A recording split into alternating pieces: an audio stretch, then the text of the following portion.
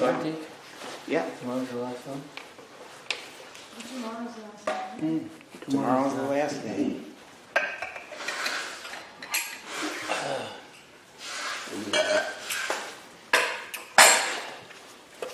Jaya Radha Madhava Kunja Bihari Jaya Radha Madhava Kunja Bihari Gopi Jana Bala Giri Gopi Jana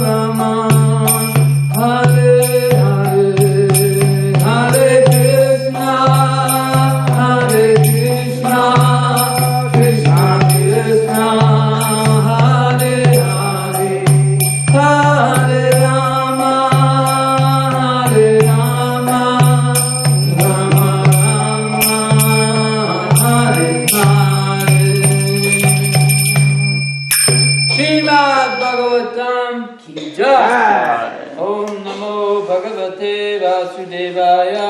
Om Namo Bhagavate Vasudevaya. Om Namo Bhagavate Vasudevaya. Om Namo Bhagavate Vasudevaya. Om Namo Bhagavate Vasudevaya. Om Namo Bhagavate Vasudevaya. Narayanam Namaskritya. Narayanam Namaskritya. Naram Chaiva Narottamam. Naram Chaiva Narottamam. Devim Saraswatim Vyasam. Devim Saraswatim Vyasam Ito Jaya Mudiriye. Ito Jaya Mudiraye. Before reciting the Srimad Bhagavatam, which is our very means of conquest, we should first offer our respectful obeisances to the Supreme Personality of Godhead, Lord of Ryan, to Narayana Yushi, the Supreme Being, Mother Saraswati, the Goddess of Learning, and to Srila Vyasdev, the author, and to Srila Prabhupada, our spiritual master. Nama Om Vishnumadaya Krishna Messiah Bhutale, Srimati Bhakti Vedanta Swami Kanamane, Namaste Saraswati Deve, Gauravani Pacharne, Diva Sesha, Sundivadi, Pasakavati, So, just before the class, I'll mention just two. Is it appearance or disappearance? Do you know of Bhugarba Goswami and disappearance? And what's the second? It's Bhugarba Goswami. Yeah, and then there's the second one. Sri Kusha Vera Pandit leading? Kashishwar. The second one down. Kashi Vrata. Kashivara. Kashishvara. Okay, so briefly about them. There's very little known about Bhugarba, especially. He was a very close associate of Lokanath Das Goswami. They preceded Rupa and Sanatana Goswami in Vrindavan to begin the excavation of the holy places. And their method was very unsophisticated, but very devotional. They would go around the forest and take shelter of Srimati Tulsi Devi. And she, who is sort of the person, the devotee who's in charge of the rasas and the leelas, making sure everything is sweet, she revealed to them the different forests, the different 12 forests. Like Talavana is one of them. I had about 3 or 4 or 5 of them in my head this morning, but they've eluded me right now. So Tulsi Maharani revealed to them the various forests and began to reveal to them some of the holy spots. What is interesting about Bhugarba, Bhu is like earth. So he was, again, like Gorkishore Das Babaji, did not like to associate with materialistic people. Very sensitive to people's desires and their mentalities. So he would do his bhajan, his worship, he would go like in a cave into the earth. Like even sometimes like in a hole, down into a hole, to avoid, thank you. I could use some mercy. I also need an actual copy of the Srimad Bhagavatam. I know it's rare in this world, but... It's probably right behind you. Wow, we actually have one here. You were talking about how rare they are. So, no. Anyway, yes, Jai. And they say that Lokanath Goswami and Bhugarba, I hope I'm saying his name, Bhugarba Goswami were almost like one person. They were so close. And they preached very nicely together. They complemented each other very nicely. The other devotee, again, his name is Kashivara, and he is a god brother of Lord Chaitanya. He was initiated by Ishwara Puri, and he was sent, along with another devotee, whose name escapes me at the moment, by Ishwara Puri, to assist Lord Chaitanya, and I believe at the time they were in Jagannath Puri. And Lord Chaitanya says, no, I'm not taking any service from my god brothers. And they insisted, and the spiritual master insisted. So he was, so Lord Chaitanya relented, and the Kashivara, he was a very large person, very strong bodied. And when the crowds would try to, especially during a Rath Yatra procession, would try to come in and get close to Lord Chaitanya, he physically protected Lord Chaitanya. Very powerful, physically powerful, not as well as spiritually powerful devotee. At one point, Lord Chaitanya asked him to go to Vrindavan to assist, I believe it was Rupa Goswami, and he really did not want to go. He didn't want to lose Lord Chaitanya's association. So Lord Chaitanya actually self-manifested into a deity form, identical to him. There's a picture of it. It's still being worshipped. It's called Gaura Govinda because it's worship. Because the Goswami that he went to worship, Rupa Goswami, I hope I'm saying this right, his worshipful deity was Govinda. And if that's wrong, then it's the Goswami who was worshipping Lord Govinda. And that deity of Lord Chaitanya, which is a self-manifested deity, Lord Chaitanya literally just manifested himself into this form. He's about this big and very beautiful. And it's a touchstone. What color is it? Gold. Gold. Ooh. Yeah, no, it looks golden, but I don't think it's gold. It's probably spiritual gems. No, I mean it's I'm gonna look it's at it. it's an actual self-manifested. But Radha Raman, that was a Shalagram Shila. You could say it's a stone, but it's not. It's Shalagram Shila, and he self-manifested. But it's a color. He's black. He's golden, and his eyes are have very deep black, like mascara around them, and but he's a golden form, very small, very beautiful, and he's dressed very opulently, and he sits at the feet of Govinda. So, in that way, and before he left to Vrindavan, after he manifested the deity, he and the deity ate prasadam with Kashiva. So he knew this was actually Lord Chaitanya. Mystical stories. So this was his appearance, did you say? Or disappearance? Disappearance day.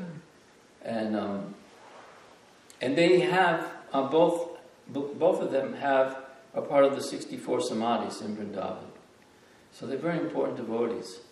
And the thing is that these devotees that there's not much known about them, that as an indication that they were more about the devotion rather than being glorified. I mean, not to say that we know a lot about Rupa and Sanatana Goswami, therefore they weren't, but it's just that they played a role that was very important and they stayed away from any kind of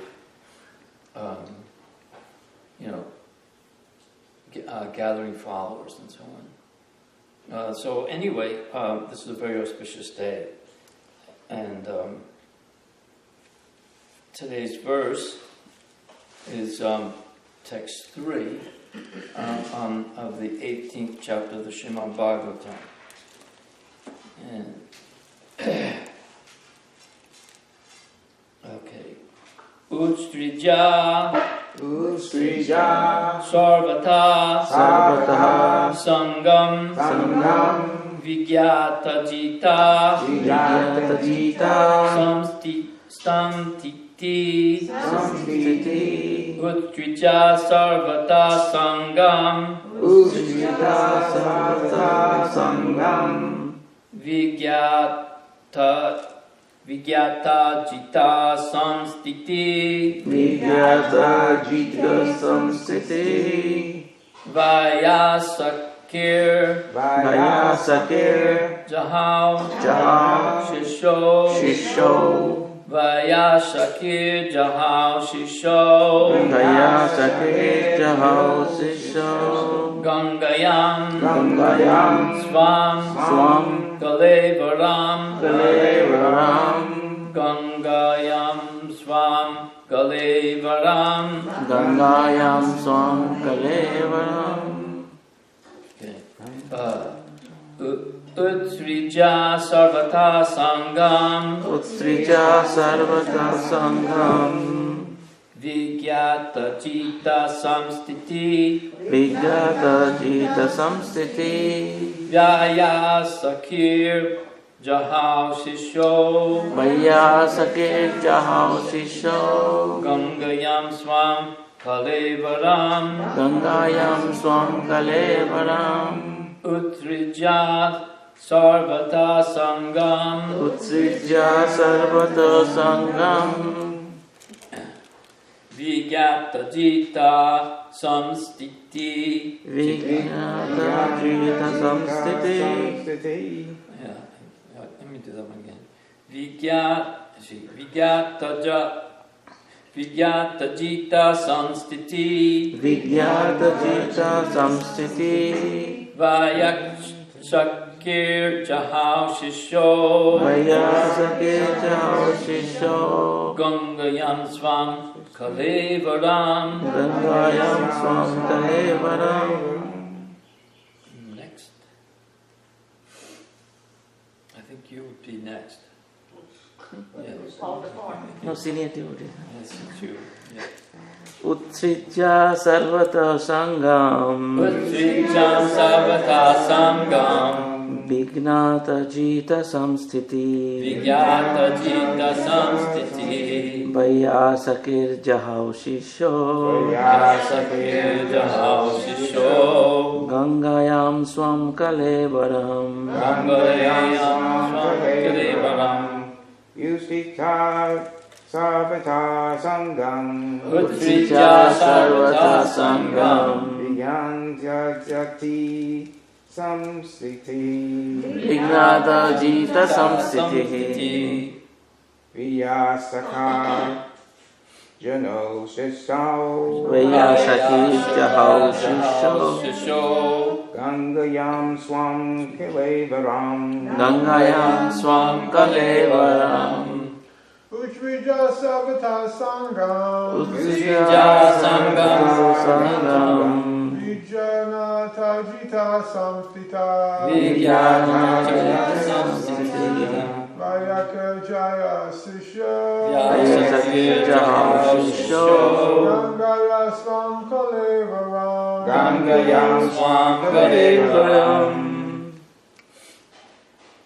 Utsrija sarvata sangam Utrija sarvata sangam Vidyata jita samstiti Vigyata jita samstiti Maya sakir jahau shisho Vaya sakir jahau shisho Gangayam swam kalevaram Gangayam swam kalevaram Utrishya Sarvata Sangam Utsrija sarvata sangam Nata Vita Samstita Vignata jita samstiti Vaya Sakya Jahashishya Vaya sakir jahau shisho Gangayam Swam Kalevaram Gangayam swam kalevaram.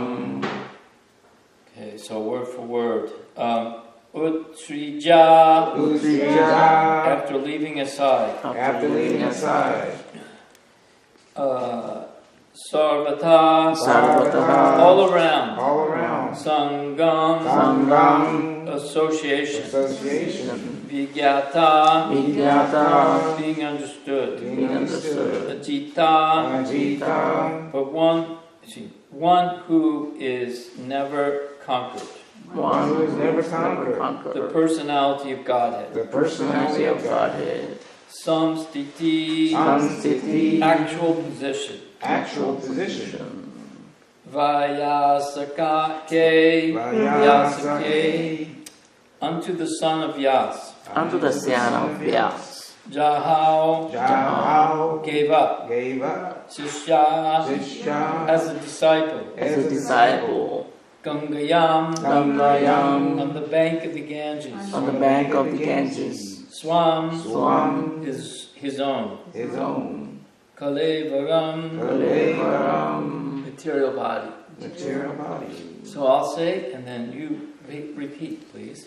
Furthermore, Furthermore, after leaving all his associates, after leaving all his associates, the king surrendered himself as a disciple the king submitted himself as a disciple to the son of Vyas, to the son of Vyas, Sukadeva Goswami. Sukadeva Goswami. And thus he was able And thus he was able to understand to understand the actual position the actual position of the personality of Godhead. of the personality of Godhead. Furthermore, after leaving all his associates, the king surrendered himself as a disciple to the son of Vyas, Sukadeva Goswami. And thus he was able to understand the actual position of the personality of Godhead. So that's two. So, the purport by His Divine Grace, A.C. Bhaktivedanta Swami Srila Prabhupada. Jai Shri Prabhupada. The word Ajita is significant here. The personality of Godhead, Sri Krishna, is known as Ajita or unconquerable, and he is so in every respect. No one can know his actual position. He is unconquerable by knowledge also. We have heard about his Dhamma, or place, eternal. Let me see what page. Okay,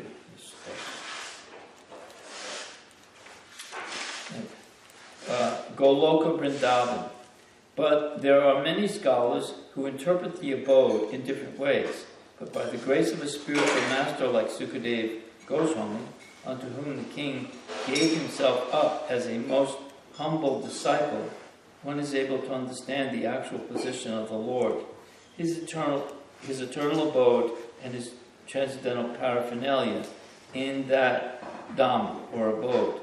Knowing the transcendental position of the Lord and the transcendental method by which one can approach the transcendental Dhamma, the king was confident about the ultimate destination.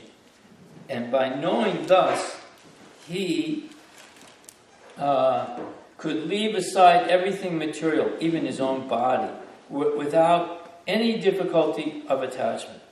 In the Bhagavad Gita, it is stated, Param drishva nivartate. One can give up all connection with material attachment when one is able to see the param, or the superior quality of things. From Bhagavad Gita, we understand the quality of the Lord's energy, that is superior to the material quality of energy. And by the grace of a bona fide spiritual master like Sukadeva Goswami, it is quite possible to know everything of the superior energy of the Lord, by which the Lord manifests his eternal name, quality, pastimes, paraphernalia, and variegatedness. Unless one thoroughly understands this superior or eternal energy of the Lord, it is not possible to leave the material energy, however one may theoretically speculate on the true nature of the Absolute Truth. By the grace of Lord Krishna, Maharaj Pariksit was able to receive the mercy of such a personality as Sukadeva Goswami, and thus he was able to know the actual position of the unconquerable Lord. It is very difficult to find the Lord from the Vedic literatures, but it is very easy to know him by the mercy of the liberated devotee like Sukadeva Goswami. So the verse again, and actually the three of them, the two yesterday, because there's two, like it says furthermore, and then it says furthermore again, so the three of them, I just noticed it myself. So the first verse is, Sri Sutta Goswami said, due to the mercy of the personality of God, Sri Krishna, who acts wonderfully, Maharaj Pariksit thus, though struck by the weapon of the son of Drona in his mother's womb, could not be burned. And actually, I read recently that actually he was, but Krishna restored him. He was, the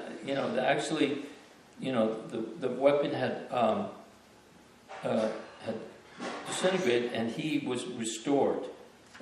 There's different, but here it's saying something different. But the fact is that he survived. Furthermore, Maharaj Pariksit was always consciously surrendered by the personality of Godhead, and therefore he was neither afraid nor overwhelmed by fear due to a snake bird which was to bite him because of the fury of a Brahmana boy. Furthermore, after having all his associates, after leaving all his associates, the king surrendered himself as a disciple to the son of Vyas, Sukadeva Goswami, and thus he was able to understand the actual position of the personality of Godhead. Om again Timaranta Shakirantana Salakaya Chaksodamalitam Jena Tasmai Shri Gurave Namaha. So this, you just have to envision, this was the emperor of the world, and of course he was no ordinary personality, and he had a lot of understanding and transcendence, and his whole life he's searching for that person who saved him in the womb. And when he found out that he was being cursed to die in 7 days, this was a blessing in disguise. I mean, he was overjoyed. I mean, he was, now I know when I'm going to die, and so he searches out. He wants to know, what should I do now? If you're intelligent, what is your duty, knowing that you're about to leave this mortal frame? What should you do? And he has all the power at his fingertips. He has all the strength of amazing Brahmins who could easily crush this Brahmin boy's curse. He has so much power, so much wealth, so much opulence, and he is ready to walk away from it, no problem. And not out of irresponsibility, but because he wanted to set the right example for what is the real goal of life. I mean, I have to admit, I want to bring it about myself, I want to stay on point here, but when I was told by these doctors that, the condition my heart was in, that actually I should be dead, and that they didn't understand why I was alive. And because in 3 to 5 places, 99% blocked. And that was just the 3 arteries they could see. There's another artery behind the heart that they couldn't see. And that was also blocked once they took the heart out of the body. So, yes. So it was due to cholesterol or? Well, plaque. Actually, my cholesterol level was very low. And is, even now to this day, it's only 110. But then it was a little bit like 155. But there's a good cholesterol and a bad cholesterol, LDL and HDL, I can't remember which it was.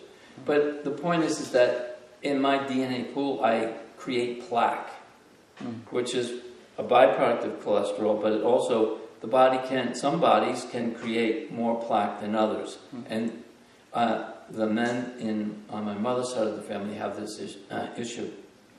So I have to be very, very, but in any case, and then so on top of that, what they do is, I don't want to get into a whole thing here on the science of the surgery, but they take veins out of the legs, and a vein is very thin walled and very narrow, whereas an artery is very broad and thick walled. So basically they're taking one of these 1-lane country roads and putting it into a 4-lane highway. So the 4-lane highway is being narrowed down into this 1 lane, and then so if the plaque begins to build, there's that potential. They can put in what they call a stent to open it up and prolong your life like that. But I'm immediately thinking, this is my Maharaj Parikit moment. It was amazing. I thought, because I went in there for a little procedure, and the doctor's face was gray, and I'm like, oh, this is great. I mean, I know now.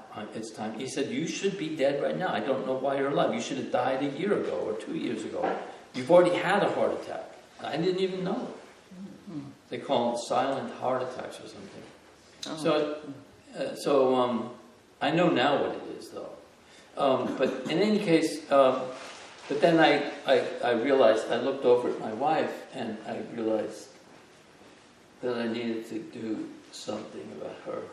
So I said, okay, let me go home and I'll be back in a month and make some arrangements. And they said, no, you're not going anywhere. It has to happen now. And now I meant Monday because it was Friday afternoon, so they kept me Monday. But in any case, the point is, we're all going to die, and we all have this knowledge. We all know we're going to die. So what do we do facing that, knowing that? And that's what, in the human form of life, now that we've come to this human form of life, it is time to us to inquire, where did we come from? Where are we going? What are we supposed, I want to enjoy, but yet I keep getting kicked in the face. Every plan I make. I mean, I give so many examples, but I was at this one, just random one that just popped in my head was a very famous celebrity, and he built this huge house on top of a hill in California. And it was made of this new material. And so it had everything in it. He had his own shopping mall or something, tennis courts, and just an amazing facility. And they spent millions of dollars. This was back in the 70s. And the day before, and it took years to build, and the day before he moved in, there was a spark. I don't know, it was from a lightning or just a spark in the grass, and the thing caught fire, and within moments, the whole thing went Wow. and all that work, all that energy. And there are so many examples of these, when they used to do the show on A&E called America's Castles. And these people who were very, very, the robber barons of the 1890s and the early 1900s, the Vanderbilts, the Morgans.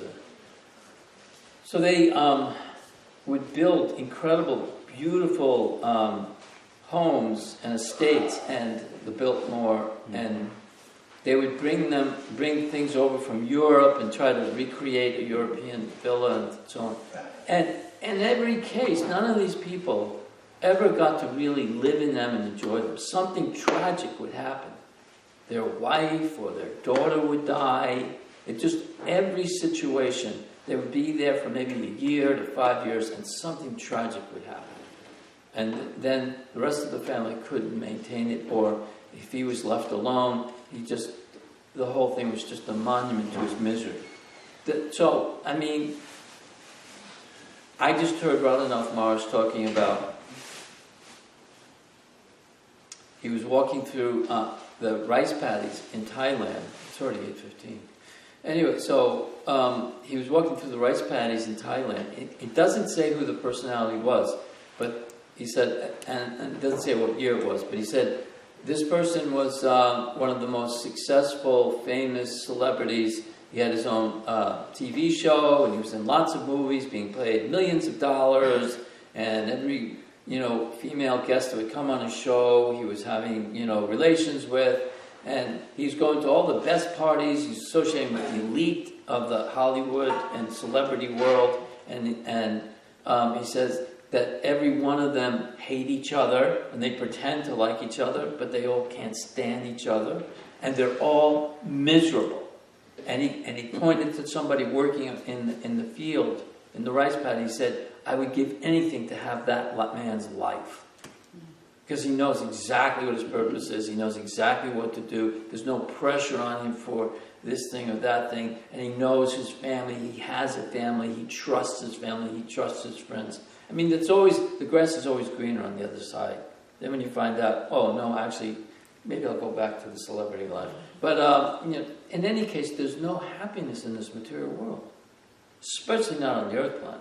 The heavenly planets, Prabhupada says, and Krishna says, that, all places of misery in this material world, the Brahma Bhuvana Loka, even from Lord Brahma's abode, where they have this incredibly long lifetime, and none of the threefold miseries are conspicuous by their absence, and there's some effects of that. But they can't, they know they're going to die. It's temporary. We, in this material world, we're in a prison house. And there's the picture of Durga sitting on a tiger with a trident. And the trident is Adibhotik, Adidaivik, and Adhyatmic. And it's piercing the conditioned soul underneath. That's what we're in, this prison house. And Durga means like some of the directions, the controller of the directions, the 10 directions, the prison. And there's no chance for a jailbreak here. We can't bust out. You know, and we're in jail. We're locked in, and what's keeping us here, the bars of our cells, Prabhupada said in the letter to Bali Madan in around 71 or 72. I remember it being read to us in the Henry Street Temple when he received it. And he said that the jails on your cell are lust and envy. And once you give up lust and give up envy, you'll no longer see the material sky. You'll see the spiritual world. You'll see the spiritual planets, the unlimited spiritual world. All you have to, it's very simple. Just give up lust and envy. Like, you can't get out just like, like I heard one of my older Garbala's who passed away, giving a class. I was listening to it the other day, and he was saying, it's not just like, okay, so we learned how to maneuver in anti-gravitational, we can float around in the anti-gravitational space. Well, you can't just like float out of the material world, because you get stuck on the what is it, 8 or 10 coverings? Is it 10 coverings or 8? Anyway. 10 times thicker. 10, yeah, each one's 10 times thicker than the other, but is it 8 or 10? Does mind and falsity and intelligence count? I think it's the 8 separated each other. And yeah, so it's earth, water, fire, like that. And so each one is 10. And one devotee once, back in the 70s, said, let's make a model of it. And so he said, we'll start with an inch. And then we go 10 times that. And then 10 times the next thing. By the time you get to the end, it's a mile. So the model, you can't even make a model. The model would have to be in a building that's a mile, over a mile. And then a mile high. Start with the millimeter. Yeah, you have to start with a microscope. You just have to do not to scale, just to get the idea. And you can't get through that. The only way to get through it is to become free from material desires. And and there's really nothing to desire here. If you think about all of these stories in the Bhagavatam, all throughout the whole Bhagavatam, it's just one. So many examples of just, they seem very lofty or seem very virtuous and pious, but they just lead to frustration. And then the people that are the non-devotees, and they themselves in the Bhagavatam, these non-devotees are much more elevated than I am in some ways. They know more about the Vedas and more, determined, and they, although they commit abominable activities in the end when they get their powers. What was I going to say? I forgot. They try to figure out a way to become eternal or to stay here forever, to have the kingdom of God without God. Like that's what Ravana wanted. He wanted the kingdom of God without God, but you can't have the kingdom of God without God. And no matter how if I have my plan and you have a plan, and then we all get a plan, and we get this plan and figure it all out, and we actually agree, then still our plan will be defeated by God's plan. You can't have the kingdom of God without it. So, this isn't what I was going to talk about, but anyway, the key here is in this, the way to become, I can tie it in though, the way to have to get free of this material world, to get out of this prison house, to become free of lust, envy, greed, all these qualities, is by coming in contact with a pure devotee, becoming in contact with the disciplic chain. And as Mataji was mentioning yesterday, it's a very rare, very difficult. And we have just, it's like the example of the tortoise in the ocean, and this unlimited ocean, and there's one of those life preservers, and this tortoise comes up once a month or something for air, and that 1 month he just happens to come up, his head inside the life preserver. I mean, that's to come to the human form of life at this moment in time. It's so, the mathematical calculations are mind-boggling. The depths of our fortune are mind-boggling. And we have to constantly be reminding ourselves and reminding each other.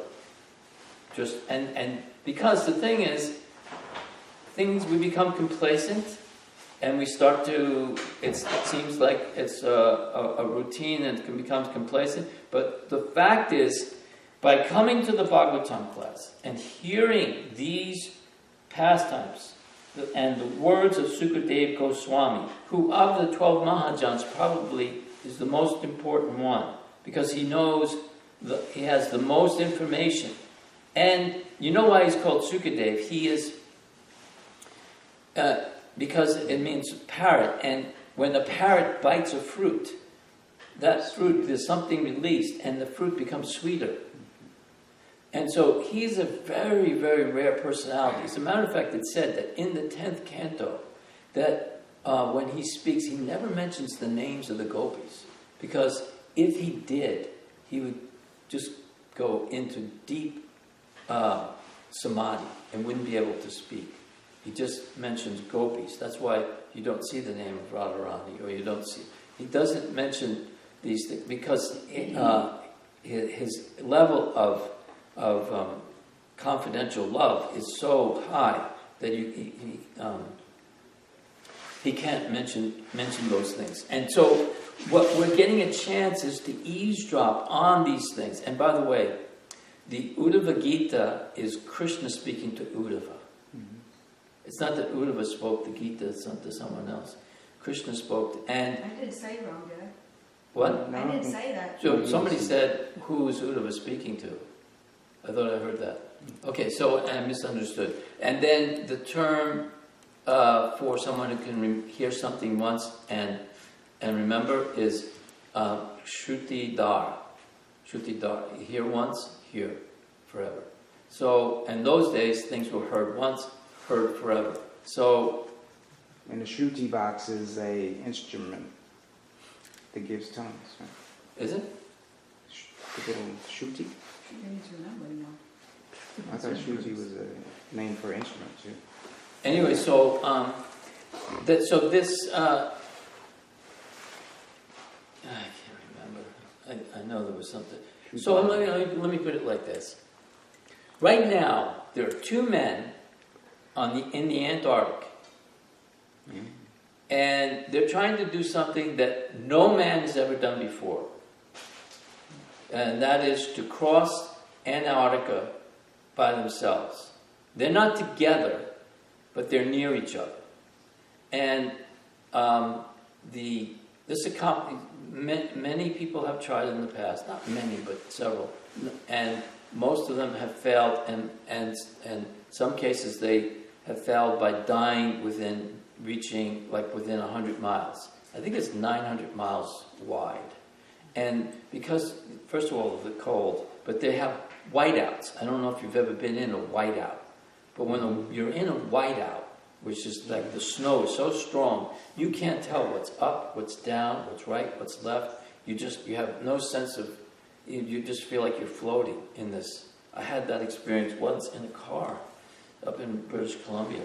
And really I had no sense of where, what was what, where I was going, which way I was going. Everything was just... So and many men have tried to do this, and they've had accounts of this. So the point is that man always needs this challenge, the next great last frontier. There's no more frontiers left to be challenged, like to climb the Himalayas, to the Northwest Passage. Yes. What? No, up to the moon. Up to the moon, which they never did. But anyway, they went somewhere. And maybe in Joe's garage, I don't know. But so, could you imagine if that actually comes out? And people really, it has come out, but it's like, wow. They're always looking for the next frontier. Well, the biggest challenge, the most, a lot of these things that they think is important to cross up to walk to the North Pole or the South Pole, or now they're trying to cross the continent of Antarctica by themselves. They think these things are very, very important because nobody's done them, but actually it's one of the hells that you would have to go to after you leave this material body. Is very similar to that description, or that fellow that recently free climbing. That is like also a type of hell, because that you have to climb up these mountains and then you get thrown down these rock bases. So they're preparing themselves for these hells that they're going to. I want to be able to do it now. While I have a chance to get free from this material world, I want to practice what it's like in hell. Why not try to use the great frontier, the great next new challenge, is to get out of samsara. Become the first on your block to become a pure devotee. Become the first American to actually, see Goloka Vrindavan, go back home, back to Godhead. And thanks to Srila Prabhupada, we can do that. Prabhupada said, he used to quote Bhaktisiddhanta Prabhupada, he said, even if just one of my disciples has the determination of Dhruva Maharaj, I'll feel as if my mission is a success. Prabhupada has disciples like that. You see the determination of Jayapataka Maharaj to continue. It's Herculean. It's amazing. What he's trying to do to stay, and why? He didn't have to, go through all this suffering. Now, he's already done enough. He can go. But he doesn't. He feels the need, not for prestige or any material reason. He feels the need out of compassion to assist in Srila Prabhupada's mission to establish Lord Chaitanya's movement, to help his disciples and his followers. Yes? He was just giving a class yesterday or the day before, and he was saying that Srila Prabhupada, there's two kinds of devotees. There's the Bhajananandi and the Ghostianandi. And Srila Prabhupada said, Bhajananandi is more for themselves, they're practicing. But Ghostianandi is giving this all, to the souls out there. And Prabhupada said, I am a Ghostianandi, and, that's my mission. And then, his followers as well. Right. Yeah, so, there's a confirmation of it. So, did you have something for me? Oh, okay. So, no, and anyway, I just wanted to make that point that, because I was listening again, I get these little clues from things like NPR. They were talking about, there's no more frontiers left to conquer. Yeah, but they still haven't found the bottom of the ocean yet. They don't know anything about space. There's apparently, I saw something, I don't know what this means, but they know that or they think they know, that 90% of the universe is made up of an energy called dark matter. And they don't know what it is. But there's a storm of dark matter rolling our way. Now, whatever that means, I don't know. Because I thought dark matter was just everywhere, but they're saying it's like a tsunami of dark matter. How do they even know these things? It's just to scare us. It's just you know what it is?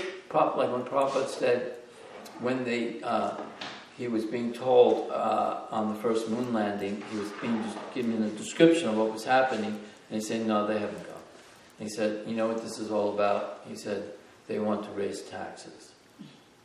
And sure enough, within a few weeks after the first moon landing, there was an announcement that Congress needs more money for, our scientific goals, and because by conquering space, we can know more about our origins. We know more about our origins, but let's get a Srimad Bhagavatam. I suggest that we can cut the budget by a whole lot, by just setting aside enough money for these non-sectarian scientific literatures being placed in everyone's home. And then for 15 minutes or half an hour every night on the internet or on TV, on the radio, everyone sit down by the fireside and listen to Sukadeva Goswami speak to Parikshit Maharaj. Hari Bol. Hari Bol, Hari Krishna. Why not? Why not have Bhagavatam class or Chaitanya Charitamrita class? It's not sectarian. You can talk about Jesus Christ also. That would be the solution to all of our problems. And it would decrease the amount of quote-unquote necessities. Oh, I gotta have it. I gotta get it. The latest, the next thing. Because once you get one, like I remember there was one, like to have a TV. I mean, I'm beginning of the TV generation. I was born in 49. They were out, 47, 48. Actually, they even had it back in the 30s and 20s, but it started to happen like 1950, big time. So if you had one in your house, that was a big deal. And then slowly, there was rumors about a color TV. And it was really bad. But, it didn't happen until like the early 60s, I think. But after a while, when you just had one, there was a lot of like, well, which room is it going to be in? Mm-hmm. And who's going to decide what we're going to watch? Right. Yeah, it's Friday night. I want to see 77 Sunset Strip. Or I want to see, I got to see this show or that show. So eventually, and I saw something on YouTube the other day where it was one of these new TV shows, and this is the best time right now to get, there's new, near Christmas season, this is the best time right now, a new RCA TV will be on sale. If you have one, you're going to need that second one. And then eventually it gets to the point where everyone, in my house, everyone had one in their room. Some there were little portable ones sometimes, but there was one family, but that's what happened. It's because we couldn't agree, So, and then, they make all these other, you have the computer, but then you have these little mini iPods or whatever, so if you have one, then I can watch my own thing over here. So, but if we're hearing and chanting the glories of the Supreme Personality of Godhead coming down through the chain of the cyclic succession, we'll be much more satisfied, and it will decrease our greed, our lust, and we'll all cross over that great frontier. We'll conquer birth and death. That would be something. Cross over the ocean of material existence. The first country. Let's make America great. America be the first total and complete country to cross over the ocean of material existence. Let's start right here in southern Mississippi. Hadi, oh! Where's the Prabhu? Thank you. I can't remember what I was really supposed to talk about. All right, Hare Krishna. I should never worry about whether you're prepared or not, because It you'll doesn't say matter. something different. I asked Bhishma, I said, can you do it today? I don't know. We heard that. People will do it sometimes. He said he would do it if someone did the